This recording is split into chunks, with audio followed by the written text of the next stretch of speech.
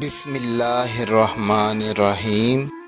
السلام علیکم دوستو، حضرت حکیم لقمان رحمۃ اللہ علیہ جو کہ اس دنیا میں بہت ہی متقی حکیم اللہ کے بندے گزرے ہیں، ان کے چند اہم قول اور نصیحتیں جو میں آپ کو بتانے جا رہا ہوں، غور سے سنیے گا۔ جو شخص اللہ کے ساتھ دل لگا لیتا ہے اسے پھر کبھی کسی اور سہارے کی ضرورت نہیں ہوتی۔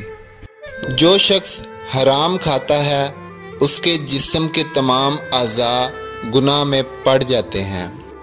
حلال روزی کمانا انسان کے روحانی زندگی کی بنیاد ہے۔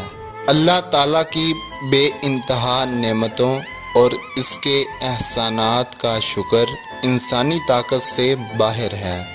سخی کو سخاوت کرتے وقت جو خوشی ہوتی ہے اس کا اندازہ بخیل کبھی نہیں کر سکتا۔